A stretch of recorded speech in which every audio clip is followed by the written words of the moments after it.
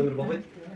Кейде ошо сууну балабызга канчалык тарбия берген аракет кылабыз. Кейде суудай болуп ташкындайбыз.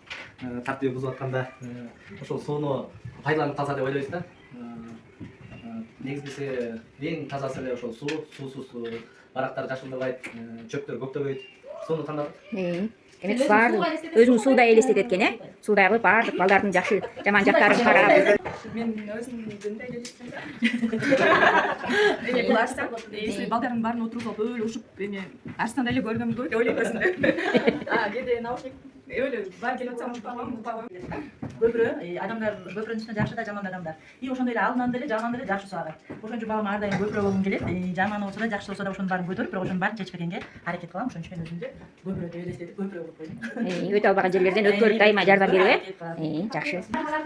Birden 4. klasga çeyinge adabi çıkarmalarda Türkü, Amalköy, Kuğu, Meyes işlegen akıllı canavar bolsa da ошол себептен мен өзүмдү Türkü öyle hissettim. Себеби Türkçülerde aramazsan deyip koygunluktan aldığı жолу менен аргандай амалдарды таап окутам. Ошол себептен Türkүнү таап койдум. Мен мындай күндү таптым. Анткени өзүмдү күндөй болуп балдарыма жылуулукту, мээримдүүлүктү, жарыктыкты беребиз да биз. Апа болгондон кийин. Анан күн болсо, жылуулук болсо гүлдөр өсөт, чөптөр өсөт. Ошондой эле баламды ушу мээримдүүлүккө бөлөп, ушу жакшы өсүшүн, жакшы тарбияда болушун каалайм. Жакшы. Неберем Аржан негизи өзү сүрөткө кызыгат.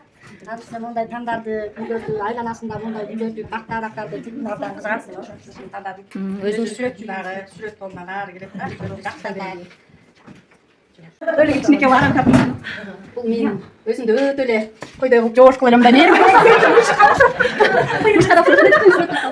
Беш жылдай койдун өзү мындай элестеттим да. Сабырдуулук менен анан балдарга атайын отуруп мындай түшүндүрүп айтпасам монтип басып кетип баратып же чуркап баратса да бирдекени айтып кете албайм да. Отуруп алып баарын түшүндүрүшүм керек. Анан сабырдуулук менен ошо урушканды да жаман көрөм да. Көптеле урушпай, бир бир чоң ошо чоң кылып болгондо эле бир урушуп калбасам мындай көптеле. Андасам деле сүзүп болуп. Жакшы, жакшы. Рахмат. Мен бала тарбиялоодо өзүмдү гүл элестетем. Гүлдү көргөндө кантипдей баарыбыздын маанайыбыз көтөрүлөт. Ушул сыяктуу эле мени көргөндө балдарымдын маанайы көтөрүп, жашы маанайда үйдө бир жакшы маанай болсо экен деп ойлойм. Ошон үчүн гүл таптым. Өзүмдү гүл элестетем. Болсо өзүмдү жаратылышка Мен өзүм мүнөзүм ушундай да бир туруп эле ашып ташып согуша кетем. Кайра атомун баягы таза болсоң судай бол, баарын жууп кетиргендей. Бекем болсоң жерде бол, баарын жууп кетиргендей. Бийик болсоң тоодой бол, баарын бийик карап өстүргөн дейт. Анан мен балдарым үчүн бир туруп тоодой көтөрүмдүүмүн, күндөй мээримдүүмүн, суудай тиегим таза. Анан урушканда монтип кыйында урушам. Анан бир заматта эле монтип булуттайм, чын эле ошондоймун. Анан кайра гүлдөн ажиктигим да бар.